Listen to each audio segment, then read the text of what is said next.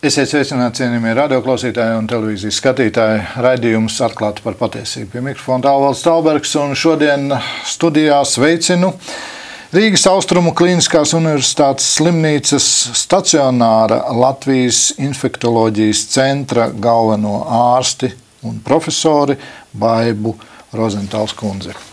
Labdien! Labdien! Paldies, ka atradāt iespēju atnākt uz mūsu studiju. Šodien runāsim par ebolas vīrusu.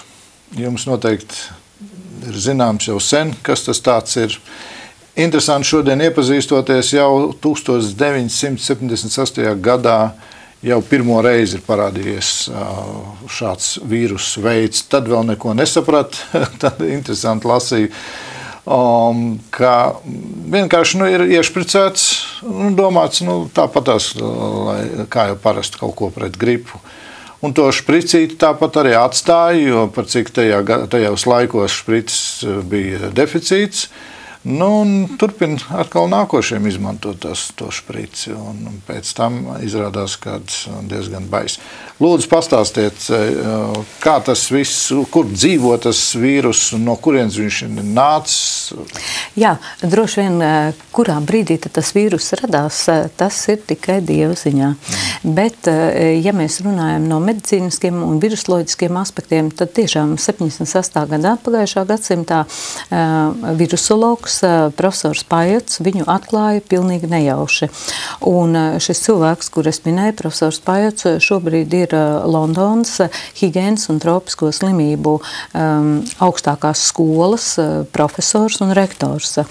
Un viņš arī pēdējā laikā ir vairākas publikācijas publicējis šī vīrusa sakarā. Toreiz atradne bija nejauša starp pērtiķiem. Tātad dažādu sugu primātos dzīvoja vīrusa, un vīrusam izrādījās 4 apakštipi, no kuriem viens bija spējīgs tikai radīt slimību primātiem, bet 3 citi varēja no šiem pērtiķiem pāriet arī uz cilvēkiem. Un slimoja ar šo ebolas vīrusu ierosināto slimību vietējie iedzīvotāji, kas gāja džungļos medībās un medīja pērtiķus. Tālāk tātad viņus dīrāja, saskārās ar viņu asinīm, ar dažādiem citiem ķermeņu šķidrumiem, ar ādu, inficējās un izrādās, ka pat līdz 90% nomira. Dažus slimojot, kopjot ģimenes locekļi inficējās, bet vīrus ārpus džungļiem neizgāja. Un tāpēc bija tādi uzliesmojumi ar dažiem 10, ar dažiem 100 saslimušo, un te pēkšņi vīrus, kas pieder pie hemorāģisko. Ko nozīmē hemorāģiskie? Tas nozīmē ar asins izplūdumiem visos orgānos. Hemorāģisko druģu, bet drudzes tā ir paaugstināta temperatūra, tātad asins izplūduma plus paaugstināta temperatūra. Tādi vīrusi ir daudz, tie hemorāģisko druģu ierosinātāji ir tādi, ko pārnes dažādi moskīti, piemēram, dzeltenais drudzes, ir Mārburgas drudzes, ir Krimas Kongo, un jūs zināt, tas viss ir pēc tās vietas, kur pirmo reizi tika reģistrēti uzliesmojumi. Toreiz, kad viņi atklāja vīrusu, tā vieta, tas ciemats pilnīgi saucās citādāk džungļos, bet viņi domāja, ka ja viņi nosauks šī ciemata vārdā to vīrusu, tas radīs tādu negāciju un bailes vietējos iedzīvotājos, kur tomēr ļoti daudz ir arī tādas bailes un varbūt arī maiņticība, lai gan bailēm ir pamats šī gadījumā. Un tādēļ viņi paskatījās tādu lielāku upi, tur tā upīte pilnīgi citādāk saucās, ebolas upi, un nosauca. Tā kā patiesībā tā izcelsme vīrusam, kur atrada, nemaz nebija pie ebolas upes, bet jūs paskatieties, kas notiek tagad, un ko raksta profesors Pajots. Viņš raksta, ka vīrus visticamāk ir izmainījis savu dabu, un mēs jau zinām, ka mainās gripas vīrus, mainās baktērijas, mēs izdomājam pret viņiem antibiotikas, viņi izdomā mehānismu, kā izdzīvot un kā pretosties, un aug vēl ņiprāka, ir arī tādi, un līdzīgi šī gadījumā tas prasa ļoti dziļus virusoloģiskos pētījumus, bet ko profesors saka? Viņš saka, pats galvenais agrīna diagnostika, bet tā ir infekcijās klasika, slimnieku izolācija un ciešo kontaktu personu izolācija, lai nepieļautu infekcijas tālāk izplatīšanos. Bet, diemžēl, infekcija turpina izplatīties. Bet tad ir jautājums, kopš 1978. gada ebola vīrus uzliesmoja 20 reizes pārsvarā Āfrikā. Jā. Viņš ir uzliesmojis un pēc tam, bet šo te 20 gadu, tas jau ir vairāk, 76. gads un tūlītās būs 16. gads. Jā, tas ir faktiski 40-50 gadi. 50 gadu laikā mēs vispār vēl nezinām, kā viņu apkarot. Tas nav vienīgais, ko nezinām.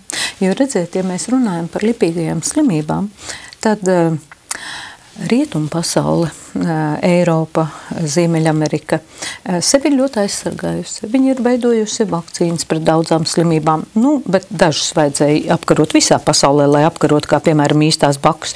Tad vakcinēja cilvēks arī Āzijā, arī Āfrikā, līdz ar to īstās bakas ir likvidētas no 1980. gada, vairs nevajag pūtēties, jo vīrus necirkulē. Bet tas, kas bija lokāli, diemžēl tāda ir pasaules ģeopolitika.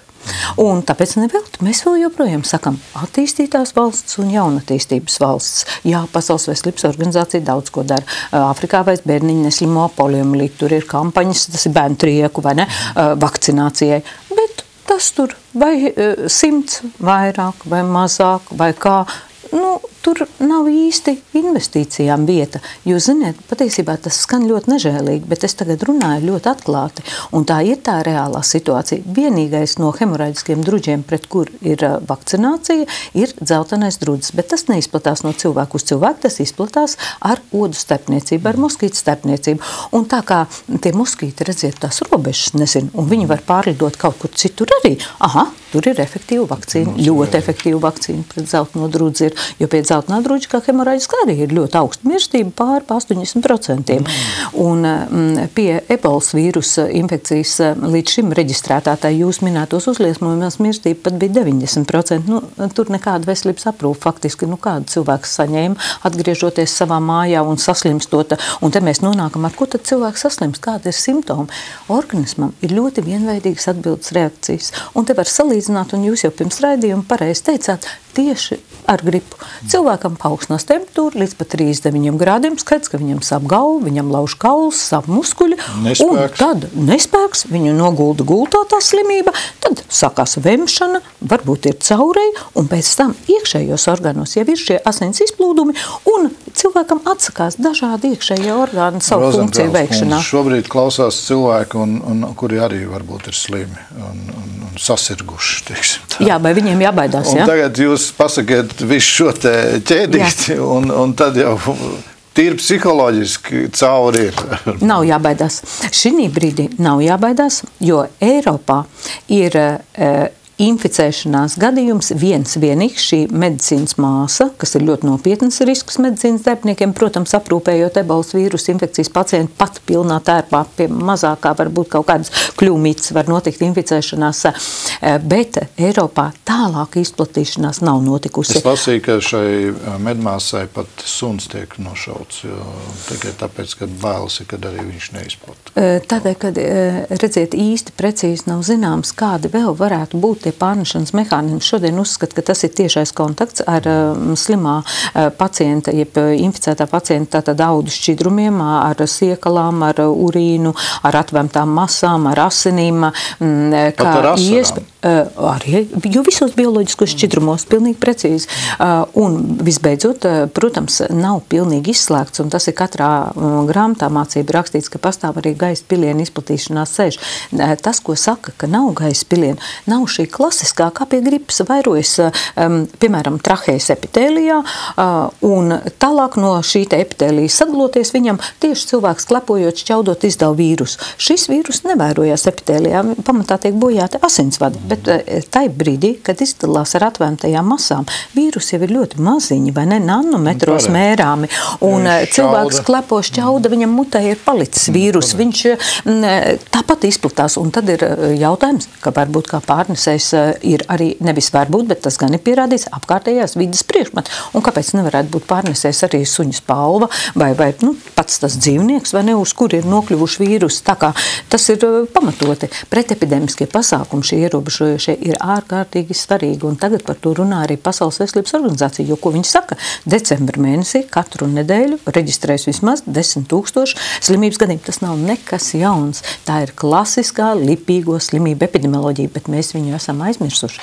Tādēļ, ka attīstītā pasaule sevi pasargāja ar vakcīnām pret bērnu trieku, no 60. gadiem bērnu trieka likvidēta, pret mēri, pret īstajām bakām, un patiesībā atskaitot gripas epidēmijas, mēs tādas lielas akūtas epidēmijas neredzam. Tas, ka mums ir šīs hroniskās, teiksim, HIV-aids, ir C vīrusa infekcija, bet tās tomēr ir hroniskas vadāmas slimības, no tām cilvēks neaiziet dažu dienu laikā bojā.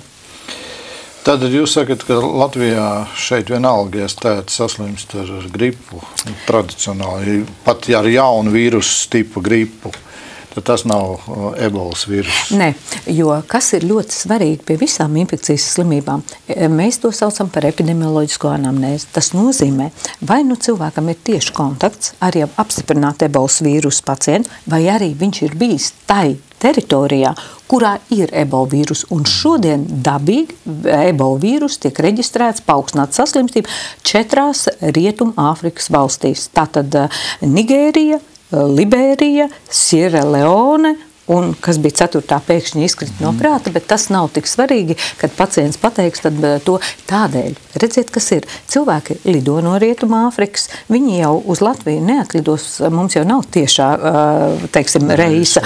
Lidos caur kādu, vai ne, tātad tranzītu vai Frankfurt, vai tur, vai nevienalga kāda arī nebūtu tavā pilsēta. Gvinēja, jā. Bet tikpat labi varētu vēl arī pilnīgi pareizi, jo vēl tie uz airā atklāja arī kādā citā, vai ne, Āfrikas valstī.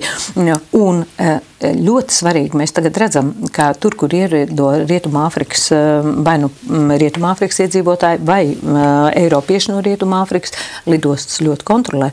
Un pirmā vietā ļoti Francija kontrolē, un Amerikas Savienotās valstis kontrolē, un tas ir ļoti, ļoti pareizi, vai ne? Skatījos internetā Prāgā, piemēram, arī viens cilvēks bija burtiski ielicis tādā tā kā kastē un uz ratiņiem viņu veda, šausmas. Izskatījās, es arī to paskatījos, vai ne? Tas izskatījās šausmīgi, bet es varu teikt, ka pēc tam, kā pēc sociālismu bloks sadalījās un Čehija atdalījās, Čehija saglabāja ļoti labas gan infekcijas slimību specifiskās vakcinācijas profilaks aptveri ārkārtīgi augstu, gan arī šos pretepidemiskos pasākumus. Tā ir teritoriāli neliela, bet ārkārtīgi kontrolēta valsts. Un, ziniet, tai brīdī mums tā paskatoties liekas, it kā tas būtu briesmīgi, bet tas jau nebija ilgi, un tam cilvēkam gaisa pietika un viss, bet tas, ko viņi veica, pēc tam izrādījās, ka tā ir saaugstēšanās, tur ir kāds vīrus, pie lipīgām slimībām bīstamām, labāk ir izdarīt vairāk nekā mazāk. Tāpēc labāk ir uzlikt nopietnāk diagnozi pie epidanamnēzes, veikt visus pasākumus tā kā vajag piesardzības, un tad to diagnozi pateicoties laboratorijai, un tad mēs nonākam pie tā, kā to diagnozi var apstiprināt.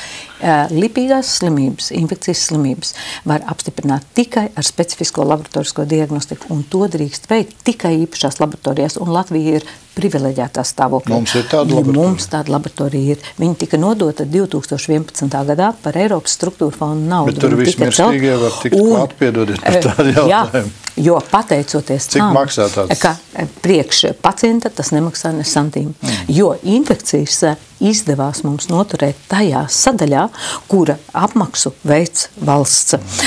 Un līdz ar to laboratorija tiek visu laiku uzturēta, bet tiesa gan tajā 3. biodrošības līmeņa, ko tas nozīmē? Neinficēsies laboratorijas speciālisti un neinficēs apkārtējo vidi. Un tur ir ļoti stingras prasības ar negatīvo spiedienu, un tas viss ir, un tas ir pietiekami sarežģīti, bet nav neiespējami. Tā ir pēdējā Eiropas laboratorija, kas ir uzcelt pati jaunākā laboratorija, ko viss ir. Mēs ar to sākotnēji lepojāmies un arī šodien lepojamies, bet izrādās, ka tā ir absolūti nepieciešama, jo kur tad mēs to paraugu aizdomīgo sūtīt, un tuvākais uz Stokholmu, vai ne? Tagad pastāstiet lūdzu citu no to ceļu. Cilvēks ir saslims, un viņš drošības pēc, viņam ir bijis drudzis, viņam ir bijis tur caurēji, ir bijusi arī visi tie simptomi. Caurēji, vemšana, vispārējais vājums, vēdersāpes, apetītes trūkums, asiņošana, locītavu muskuļu sāpes, galvas sāpes, paaugstināt ķermeņa temperatūru, līdz cik starp citu iet tā temperatūra augšana. Viņi var būt pat pār 40 grādiem, visbiežāk līdz 39, bet varbūt arī pār. Labi, tagad cilvēks tādu visu pārcieš, viņš dzird šobrīd, Latvijā nav ko baidīties. Bet tomēr, lai būtu sirds mierīgi, viņš vēlētos šajā brīnišķīgajā laboratorijā pārbaudīt. Kā tas ceļš notiek? Kā viņam griezties? To nevajag darīt. To vienkārši nevajag darīt, tāpēc, ka šāda 3. līmeņa biodrošības laboratorija, viņa strādā tikai pēc ārstniecības personas nosūtījuma. Tas nozīmē, ka ja ārsts, ģimenes ārsts, speciālists nosūtīs izmeklējumu materiālu, tas būs vai nu asinis vai urīns tikai pie paaugstinātas temperatūras pēc pārslimošanas, tam nav nekāda nozīme. Nekāda nozīme, jo nekas absolūti nav jādara. Cik tās dienas pēc, 2 jeb 3 mēneši vēl varētu būt. Bet tie ir reti gadījumi, bet galvenais, ka tas nekad mums tāds gadījums nebūs. Ja cilvēks, kurš nav bijis kontaktā, šeit vīrus neradīsies, jo viņam vienkārši nav vide, tad viņš jau te būtu radījies. Pirmkārt, mums nav pērtiķi, otrkārt, mums nav džungļi, mums nav tropu klimata. Un jau tad, kad diennakts vidējā temperatūra ir virs 20 grādiem, tad var malārijas plazmodijas attīstīties. Tas, kas malārija ierosina nodos tādas speciālie tās sugas anofels odi, gan mums ir, bet mums tā ritīgi nevelk, lai veselu mēnesi būtu vidējā diennakts temperatūra plus 20 grādu un augstāk.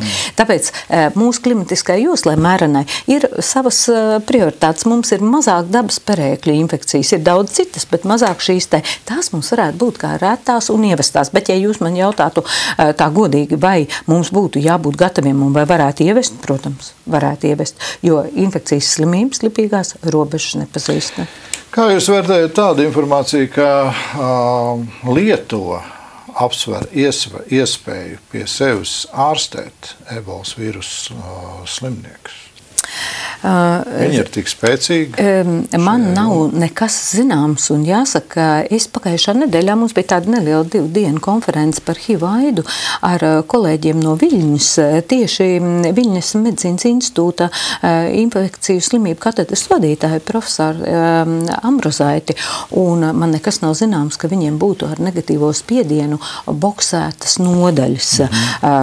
Ja nav šādas speciālas nodaļas, kādas ir atsevišķās Eiropas valstīs un arī ne Eiropas Savienības valstīs, kā piemēram Norvēģi ir pieteikušies, tas ļoti precīzi ir zināms, kāda ir kuras valsts gatavība. Man nav zināms, ka viņiem būtu tāda boks, tāpēc varbūt tas ir vairāk kā labas gribas žests, ka viņi apsver iespēju, kāda būs tā iespēja cita, tāpat kā Latvija, tomēr, simboliski, lai arī mums ir grūti materiāli apstākļi, bet tā kā simboliski mēs tomēr gribētu palīdzēt, un tā ir, normāla solidaritāte, tas ir tā labās gribas izpausme. Šobrīd, cik zinu, tad Somija un Igaunija ļoti intensīvi strādā pie vakcīnas radīšanas. Ar vakcīnu, protams, būs ļoti grūti. Par Somiem es nevaru teikt. Amerikāņi jau pamatā Amerikas Savienotās valstis pie tā strādā, bet tas, kas ir un ko ārstniecībā varētu izmantot, tie preparāti, kas tur ir ar tiem burtiem šifrēti, tas ir no pārslimojušu cilvēku asins plazmas iegūtās antivielas, tā sauktie imūnglobulīni. Un tātad, ja tam, kas saslimst, ievada šādas imūnglobulīnas, viņi neutralizē to vīrusu, vīrus nesavairojas un nevar radīt tādas izmaiņas, kas cilvēku noved pie nāves. Tas ir tas ceļš, kāds ejams. Vakcīna tā prasa ļoti ilgu laiku. Vakcīna ātrāk, 5, 7 gadu, vai ne? Lai varētu iedomāties, ka vakcīna tā ātri uztaisīs, te jau viņi varēja uztaisīt to vakcīnu, kāpēc viņi nebija jūsu jautājums, jo sākumā bija vietā, vai ne, uztaisīts, un tur, kur bija tās endemiskās zonas, tur arī iztaisīt to aptver, vai ne? Ja vienīgi farmaceitiskā rūpniecība tagad pareiķināja, ka cilvēki būs pirmkārt vairāk ar noslieci veikt šo vakcināciju, otrkārt ir lielāka riska grupa, kas ir pakļauta, tad varbūt tas ir izmaksas efektīvi un ir jēga pie tā strādāt, jo jāsaprot, ka farmācija tas jau ir, viņš ir pozitīvs biznes, mums jau tās zāles ir vajadzīgas, vai ne? Bet ja tur nav šī pozitīvā bilance, vai ne? Tad tur netiek ieguldīt līdzekļi, jo, lai jaunu medikamentu izdomāt no 1000 formulām, apmēram 1 varētu iznākt par medikamentu. Tas ir pie tiem dažādiem vienalga, vai tie ir sirds līdzekļi, hipertenzijas vai tur kādas citas slimības ārstēšanai. Sakiet man lūdzu, mēs esam raidījumā atklāti par patiesību. Man ir tāds interesants tāds skatījums. Tas ir mans subjektīvs. Šobrīd, jau kā jūs minējāt, Pasaules veselības organizācija prognozē no 5 līdz 10 000 decembrī, ka varētu saslimt. Jā. Un es pieņemu, ka tas nebūs tikai tur Āfrikas valsts, vien šīs 4, bet jau kaut kur citur. Ja mēs atceramies, te vienu brīdi bija ļoti skaļa ažiotāža pār tā saucamo putnu gripu. Viņa tā kā pieklusa, tā kā man vēl pašam, atzīšos, man vēl pašam stāv skapītī, ja nemaldos 40 lati vērtībā zāles, ja es jūtu, ka man tas putnu gripa ir iekšā. Kāpēc es to pirku? Tikai tāpēc, ka es lidoju uz Amerikas Savienotajām valstīm, entās lidostas, man bija arī maskas. Ļoti pareizi. Tā man viņš plauktiņā stāv, man liekas, esmu izmetis jau ārā. Turpretī katru gadu tepat Latvijā vien no vēža mirst, ja nemaldos, tūpie 10 000, pār pa 10 000. Jā. 13. gadā Latvijā vēžs atklāts ap 11 000 cilvēku. 12. gadā no dažādiem vēža veidiem Latvijā miruši 6 000. Ir tikai Latvijā 6 000 no vēža. Šeit mēs runājam pasaulē. Šobrīd ir 4,5 tūkstoši. Šajā brīdī no ebolas vīrusa ir miruši 4,5 tūkstoši. Mums ir gada laikā 6 000 aiziet no vēža. Pasakiet, lūdzu, kas te notiek? Es jums pateikšu, kāpēc ir bailes no ebolas vīrusa. Tā ir lipīgā slimība, un tā ir pilnīgi skaidrs ierosinātājs, un tā ir dažādi, diemžēl daudzi pārnešanas veidi. Un tad, kad ar vien vairāk cilvēku, kas ir inficējušies, ir iesaistīti tātad šajā, ko mēs saucam par epidemisko procesu, tā ir infekcijas slimība izplatīšanās ķēde, tad faktiski process kļūst nekontrolējams, ja nav vakcīnas. Tādēļ, jo ātrāk sākas tie pretepidēmiskie, var teikt, ka viņi jau ir drusku pavēlu sākušies, vai ne? Jo ātrāk var to epidēmiju apkarot. Kas attiecās uz vēzi, tad vēzis nav lipīgs, bet problēma ir ārkārtīgi svarīga. Un kāpēc es tai problēmā iedziļinājos? Bija tas priekšvēlēšana laiks, un tā kā es ar to medicīnu vai ne, un veselības aprūpu saistīt, tad onkologa asociācija uzdeva tādas ļoti pamatotas jautājumus, starp kuriem bija arī sākotnēji tā konstatējošā daļa, ka Latvijas valstī mēs ārstējam pat šodien pasaulē, kur dzīvildzi var pagarināt par 5 līdz 8 gadiem atsevišķām vēža formām, pēc tam, kā viņas ir izoperētas ar ķīmiju preparātiem, mēs ārstējam ar 60. 70. gadu preparātiem un pagarinām varbūt to dzīvildzi par pusgadu.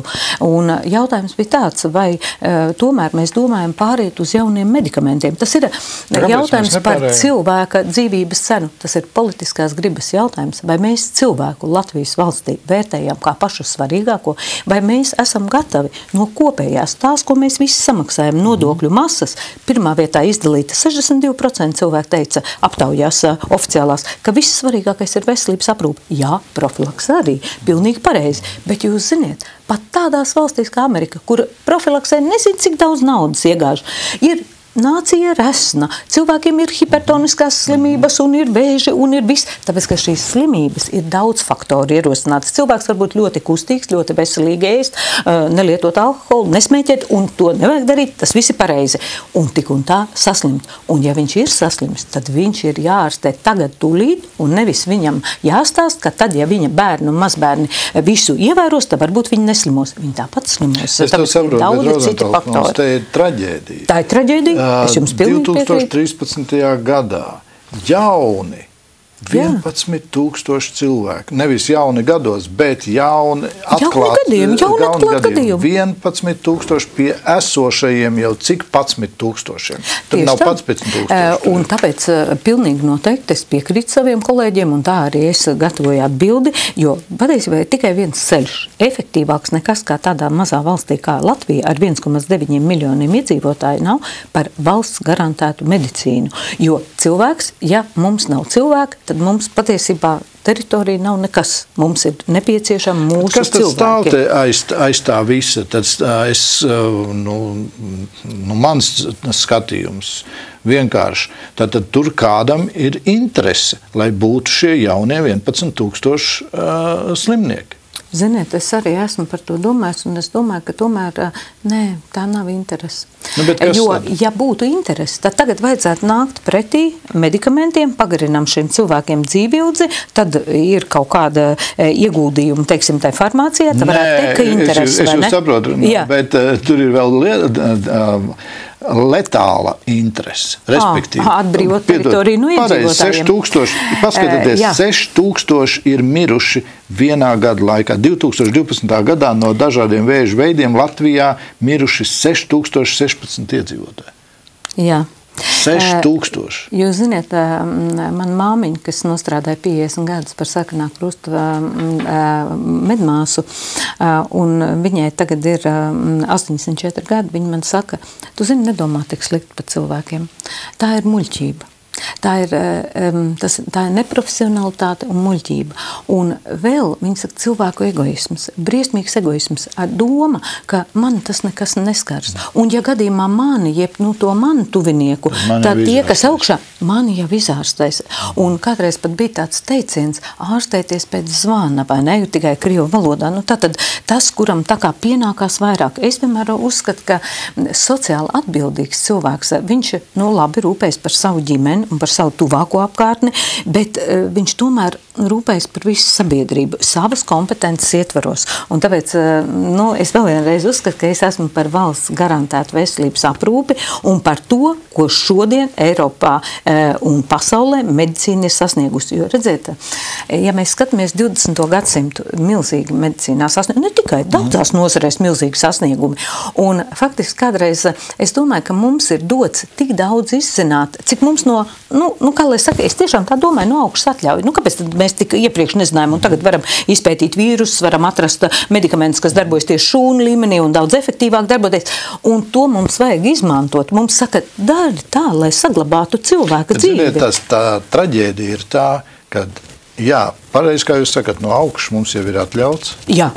Mēs esam jau izpētījuši, mēs esam ieguvuši preparātus un tos nepielietojam.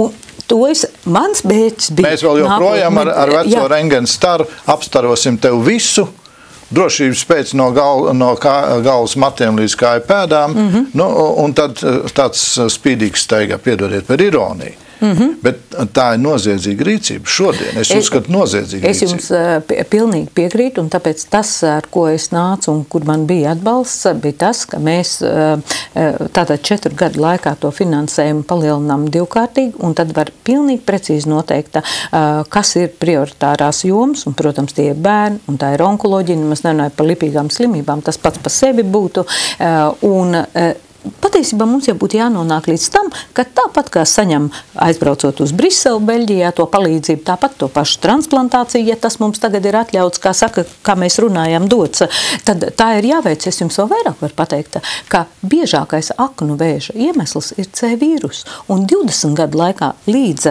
aknu cirozei, kas faktiski ir aknas vairs nedarbojas, jo tur ir sēstaudas auguši, un daļa no viņiem pāriet arī aknu vēzī, bet pietiek jau ar cirozi. Cilvēkam ir vienīgā izēja aknu transplantācija. Un to pielieto visa Eiropa, visa Ziemeļamerika, un cilvēki dzīvo vēl 20 un 30 gadus, bet tie vēl darba spējīgā.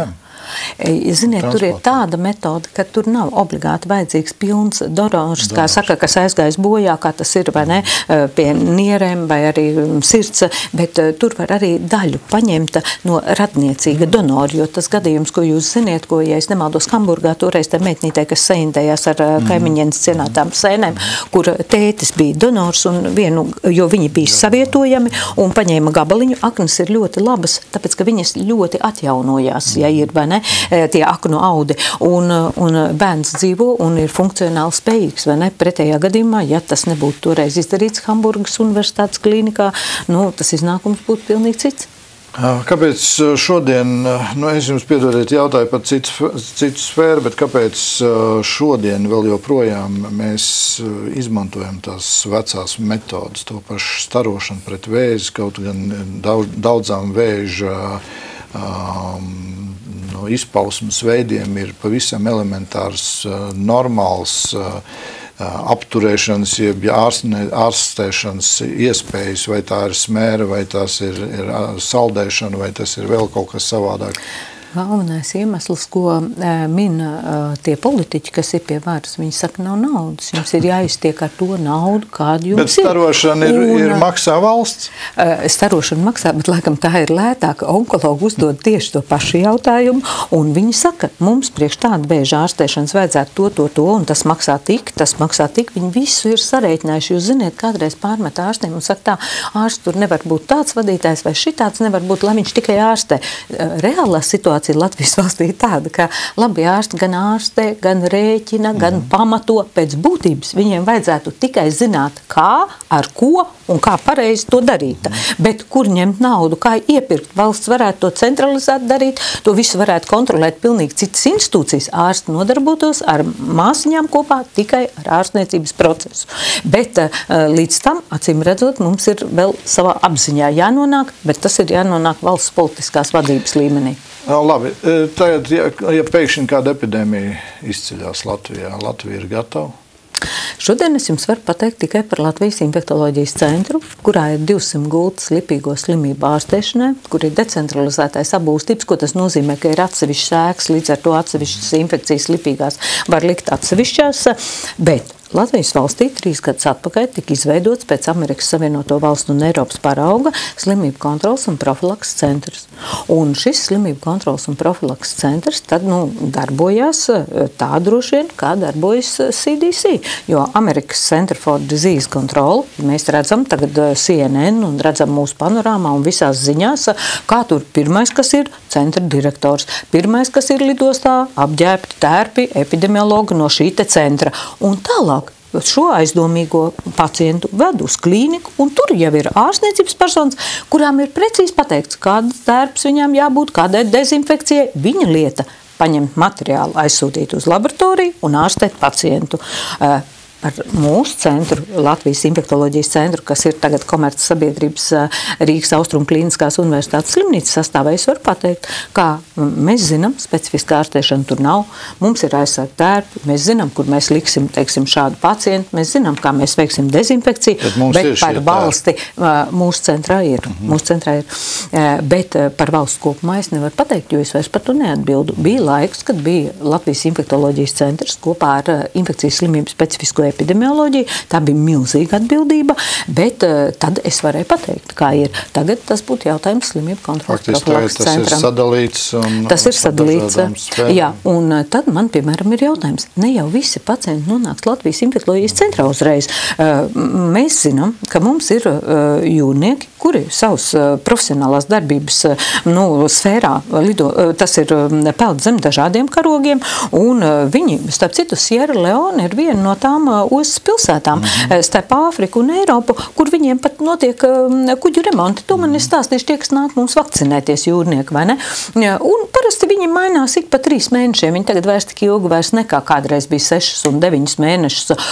Un atbrauc tāds cilvēks. Varbūt viņš ir Liepājā, varbūt viņš ir Ventspilī, vai ne? Un viņš saslimst, un viņš ir bijis tajā Sierra Leone. Un es nevaru jums atbildēt, vai šodien Liepājas un Ventspils slimnīca, vai mazākā mērā, teiksim, bet vienalga citas lielās, mums ir 7 reģionālās slimnīcas, Jēkabpils, Jelgava, tur, vai ne, Vidzemes slimnīca, vai viņām ir dot šie norādījumi precīzi pa punktiem, jo tur jau jāuzraksta, nevis jāiztūko no angļu valodas domājamas rekomendācijas, bet jāuzraksta pa punktiem. Es jums varu pateikt, infektoloģijas centrā, piemēram, gan tai boksu nodaļā, gan uzņemšanā, jo tad, kad notiek kaut kāda ārkārtas situācija, cilvēks, kas visu zināja noskaitīt kā dzejolīt kādreiz, ka bērns aiziet pie eglītes, viņš skaitīs 100 reizes tik skaisti, un pēkšņi viņam pirmais vārds aizmirstās. Kā viņš atcerās, tā viņš skaita. Mums ir viss liels nodrukāts, pirmais punkts, otrais, trešais, pastījās aiziet, vai ne? Jo pareizi jāsaģērbās, pareizi pēc tam jānoģērbās, vai ne? Bet par tiem es nezinu. Varbūt tur viss ir kārtībā, varbūt viņi jau sen saņēmuši visu informāciju, un viss ir kārtībā. Tāds centralizētas apmācības nav. Ne. Faktiski jau vajadzētu jūsu vadībā. Šodien ne. Likumdošana paredz, ka slimību kontrols un profilakses centrs to dara. Jūs prāt, ebolas vīruss ir drauds globālajai drošībai? Pilnīgi noteikti. Jebkura lipīgā slimība, tas nozīmē, ka faktiski infekcija iziet ārpus kontrols. Viņa caur, jo cilvēku pārvietošanās ir ļoti strauji, pateicoties tomēr avio reisiem caur pasauli, mēs varam izlidot 3-6 stundu laikā visai zemeslodē, vai ne, cauri. Un tā cilvēku komunikācija situācija ir tik cieša, un vīrusi jau no džungļiem ir izgājis pilsētvidē, vai ne? Un tāpēc faktiski tas ir globālais drauds, un nevelti jau to pateica arī Amerikas Savienoto Valstu prezidents, un es domāju, ka tāda ranga politiķi vienkārši tāpat vien ar cilvēku sabiedrības, visas pasaules sabiedrības baidīšanu nenodarbojās. Tas ir tas politiķis, kurš ieklausās savos speciālistos. Viņam slimību kontrolas profilakses centra speciālisti uzzīmē ainu, un viņš izdara adekvātu secinājumu. Man patīk jūs sacītais. Izdara, secina, kāda tad ir tā situācija, iztaisa ainu un vispārējo. Kad Latvijā iztaisīs ainu par Latvijas veselību kā tādu. Veselību, es domāju. Nevis veselības sistēmu, bet veselību. Tie paši manis jau pieminētie 6000 katru gadu tikai no vēža. Kad vienreiz pateiks, pagaid, no kā tas ir, tātad tur šobrīd neviens neko nesaka. Vai tas ir no E-vielām, vai tas ir no vēl kādām vielām, no kurienes viņas rodās. Visi klusē. Tikai ir, to nav tik lipīgs. Labi, lai mirst. Piedodiet par cinismu. Es domāju, ka tad, kad mēs visu veselības aprūpi, gan veselības, gan slimības aprūpi, jo, lai būtu veselība, ir labi jāaprūpē slimnieki, lai viņi paliktu veseli. Visu veselības aprūpi ņemsim valsts aizgādībā, un prioritāte jau ir tikai tad, kad viņai seko nauda. Paņemam kaut vai ģimenes maciņu. Mēs sakam, mums prioritāte ir kultūras pasākumi, bet naudiņu visu apēdam un neejam ne uz vienu teātru vai koncertu. Kas tad tā pa prioritāti? Tā mums tagad ir veselības aprūpe, vai ne? Mēs pasakam, ka tā ir prioritāte, bet patiesībā naudiņa aiziet vai ne citās jomās. Rozentāls kundze, jūs bijāt veselības ministrs. Jā. Jūs redzējāt, vismaz tajā laikā, bija kaut kāds mērķis, jeb kaut kāds uzdevums, jeb kaut kāda vīzija, kur tad mēs kā valsts virzamies?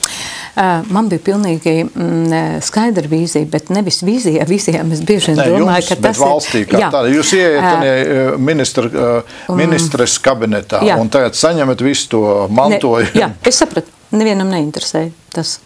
Tur bija apmēram tā. Veselības ministrs ir krīze un kulies kā gribi. Un tad man vienmēr likās visā savā darba mūžā, ka pacients tas ir galvenais, bet pacients bez ārsta un māsas nav nekas. Tā ir nesaraujama vienība. Un tāpēc viņus pretstatīt nevajag, un skaldu un valdi princips ir tas, kas ļauj visu laiku turēties pie tā mazā finansējuma. Ja? Jo tātad pacienti pret ārstniecības personām, ārstniecības personas pret pacientiem nekad. Jo es saku, ārsti vienmēr ir privileģētākā stāvoklī nekā pacients, jo viņam ir daudz lielākas zināšanas.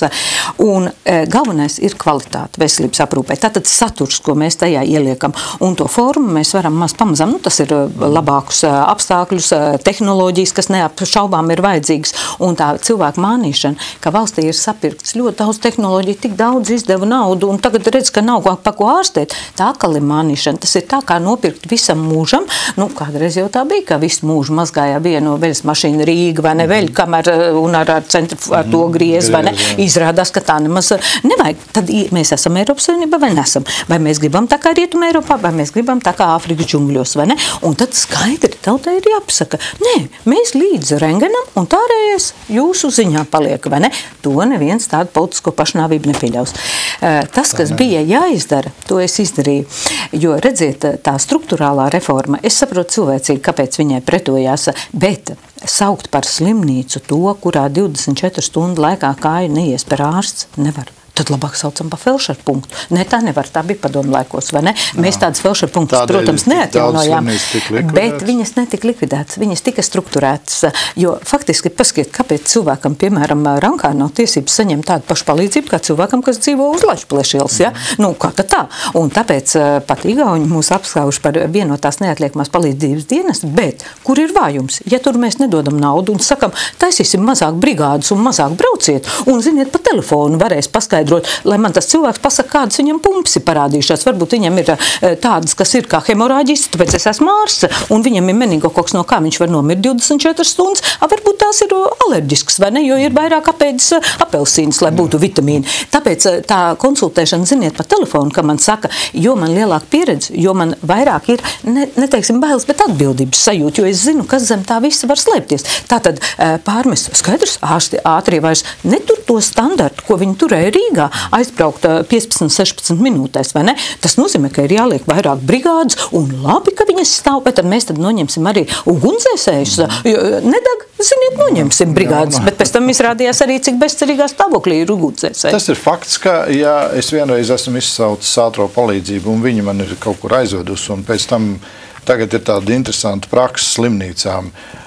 Iztais pārbaudi, tu esi dzīvs, vesels, tu vari iet mājās. Pat nakts laikā vienkārši tā izlaiž. Ej pats, ņem taksi, ja es nezinu, sauc radus. Es pats esmu braucis 12:01 naktī.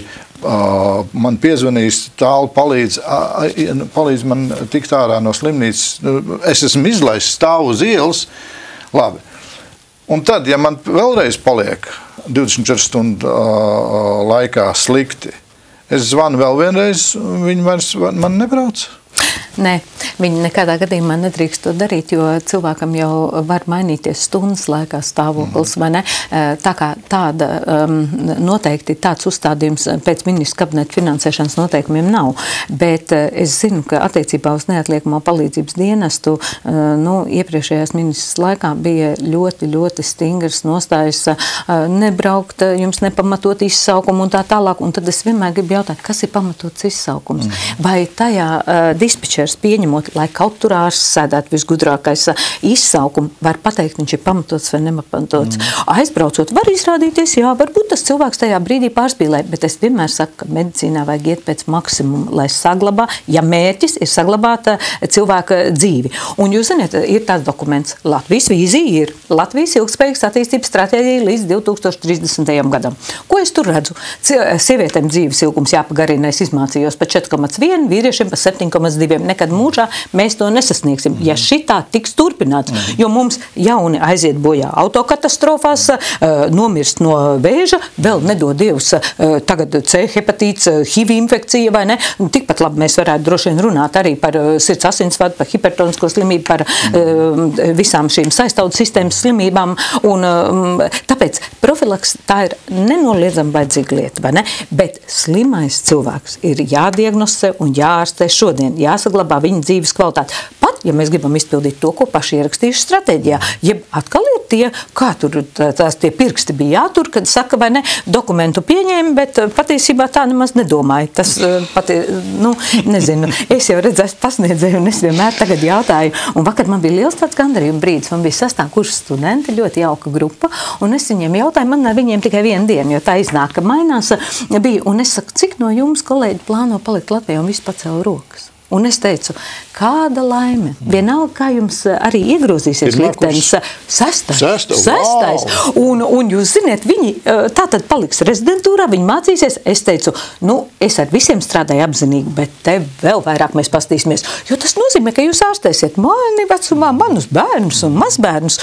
Bet vispār jau principā izglītība ir pievienotā vērtība. Un vienalga, kurā vietā tas cilvēks būtu, vai ne, arī Eiropā, tā ir pievienotā vērtība un mums jau kā pasniedzējiem godprātīgi vienmēr jāstrādā. Ļoti liels paldies par to, ko jūs visu tā atklāt pateicāt. Noslēdzot, kādu profilaksi darīt tagad? Šodien, piemēram, jau ir 3 grādi, jau 4 grādi pa dienu, pa nakti jau soli mīnusos. Skaidrs, starp citu, kāds vīrus šogad tiek prognozēts A, B, mīnus, Jā, skaidrs. Jūs ziniet, patreiz cirkulē tādi adenovīrusi. Tie ir tie, kas rada kakla sāpes, klepu, sākumā sausu, pēc tam ar krēpām. Un viņi visu laiku ir apkārtējā vidē, bet, kad pazeminās temperatūra, vīrusiem patīk zema temperatūra, viņi var saglabāties pat -20 grādos, 100 un vairāk gadus, vai ne? Tāpēc patreiz ir adenovīrus un ir paragripas vīrus ar to balss aizsmakumu. Parasti tur nav ļoti augsta temperatūra vai nav vispār temperatūras, bet cilvēks ir tā kā to, ko tautā sauc par saaugstēšanos, tā jau nav nekāda saaugstēšanās. Tie ir tie sākotnēji augšējā apceļu vīrusi. Gripas vīrus, ko prognozē, protams, gan A2 apakštips būs tas pats pandēmiskais, bet tas, kas agrāk bija tas cūku gripas, kas 2009. gadā parādījās, tas ir iekšā arī vakcīnā AH1N1, arī H3N2 un vienu B apakštipu prognozē. Vai būs epidēmija? Es domāju, ka šogad būs, jo aizpagājušajā gadā bija tai sezonā, pagājušajā gadā nebija epidēmijas, un pat grūti pateikt, varbūt bija pārslimojuši iepriekšējā, tie paši vīrusi cirkulēja, nesasniedz to epidēmisko slieksni 100 slimnieku uz 100 000 vienas nedēļas laikā. Tā kā šogad visticamāk, ka viņi arī būs, bet kas ir jādara tagad cilvēkiem? Vienmēr ir jāģērbās atbilstoši laika apstākļiem. Un es taisni vēroju cilvēkus, jo, ziniet, dažiem ir, droši vien tā, iedomāts, ka, ja ir rudens, tad man uzreiz ir jāģērbās biezi. Jāvāk ir tāda jaka, tad tā jaka ir vaļā, un tad ir ļoti karsti, un transportā vēl karsti. Arī savādāk saprast biezi, tāda kārtīgi dārga ārdas jaka. Arī vajag ģērbties atbilstoši laika apstākļiem. Ja mums vēl pagaidām no rīta ir vēsts, labāk tur, es nezinu, sievietēm apmest kādu šalli vai lakatu, tai, teiksim, plašķītim, un pēc tam to var noņemt nost. Bet, lai nav tā, ka cilvēks, ir pārkars, un tas īpaši uz pieaudzis cilvēks labāk regulē termoregulāciju. Īpaši jūtīgi ir bērni, tāpēc, tur gan es pieļauju, ka vai vecākiem jāstās ir līdzi, vai, protams, bērnu dārzos, nevar tā. Ja no rīta aizveda biegu jaku un pusdienas laikā redz, ka saulē bērns sasvīdis ar tādu pašu biezu jaku, vai ne, tur ir, lai gan viņam skapītī stāv vēl 3 citas maināmās. Jūs pieminētie vīrusi, kā izplatās? Pagaisu, lido vienalga, kur, jo mēs esam ciešākā kontaktā, jo lielāka iespēja mums no infekcijas avotu dabūt. Skaidrs, ja mēs ejam katrs pa savu ielas pusi, tad diez vai tik tālu, vai ne, izplatīsies, bet ja iekāp viens un šķaudu un klepo nepārtraukti sabiedriskā transportā, tas skaidrs, ka tie, kas ir apkārt, arī var inficēties. Maskas likt virsū, lai pasargātu? Laikam nē. Tās nē, redziet, visi jau cilvēki nesaslimst. Tur jau arī tā laime, jo mums ir ielikts, to saka ģenētiski imūnsistēma, nespecifiskā imunitāte. Mums ir visādi leikocīti un makrofāgi, un tā, ka mēs tos pirmos vīrusus ieelpojam, tad viņi skrien un viņus apēd. Bet ja viņi nepaspēja tos apēst, tad viņi saiet iekšā tā epitēlijas šūnās, savairojās, un tad tā slimība ir gatava. Bet tas mums jau ir nodots no paudzes. Tā ir tā sauktā ģenētiski noteiktā. Un to nekā mēs nevaram izmainīt, bet mēs varam viņu nebojāt. Un tāpēc alkohols un tabaka tie ir pierādīti, par narkotikām es vispār nerunāju, jo tas ir aizliegts. To no alkohola un tabakas vajadzētu atturēties. Vajadzētu. Rudenī. Nē, vienmēr no tabakas vienmēr. Vai ne? Arī alkohols, mēs jau reiķinām uz absolūto alkoholu, vai ne? Jā, tā ir, protams, jāstāsta, kas tās ir par, vai cilvēks ir vesels, vai viņš nav vesels, teiksim, ir, protams, pierādīts, un to saka kardiologu, un tie ir statistiski ticam, bet diezgan pabailīgi ir ar to groku, jo, ja, piemēram, sākās aknu iekaisums, un viņš ir sākās ar gripā līdzīgi simptomiem, piemēram, B vai A hepatīts, pa laimi tagad tas lipīgais hepatīts ir reti sastopams, tas, kas caur netīrām rokām, vai ne? Bet tad iedzer to groku, bet kur tad notiek etilspirta metabolisms? Proti, viņa noārdīšanās tikai aknās. Toksiskā iedarbība ir uz sirdi, uz centrālo nervu sistēmu, tāpēc cilvēks ir noreibis pie noteikts devas alkohola, bet tā noārdīšanās, lai viņš pagalam būtu, notiek tikai hepatocītā aknu šūnā. Un tāpēc to groku tā plus mīnus. Es zinu, ka dažādiem cilvēkiem dažādi viedokļi, bet es esmu redzējis pacientus, kas ar groku ir ārstējušies vīrusu hepatīta prodromu periodā un ir smagāk slimojuši. Tā kā es jau domāju, ka visu vajag darīt ar mēru. Tabaktā ir pierādīta smēķēšana ir ļoti daudzu slimību, bet pirmā vietā ir asinsvadu slimību un plaušu slimību, plaušu vēža galvenais iemesls, bet nevienīgais iemesls. Rozendēls kundze, es jums vēl veselību, paldies. Dievu žēlastību, vadību, paldies. Lai Dievs jūs svētī bagātīgi, un atgādināšu, ka es sarunājos ar Rīgas Austrumu Kliniskās Universitātes slimnīcas stacionāru Latvijas infektoloģijas centra galveno ārsti profesori Baibu Rozendēls kundzi. Lai esat veseli, un es domāju, pēc šī raidījuma dzirdot to visu, es domāju, mēs varam pateikties Dievam, ka esam veseli. Esiet veseli un pateicieties Dievam par katru dienu, ko viņš dod savā žēlstībā. Lai Dievs jūs visus pagātīgi svētī. Visu labu!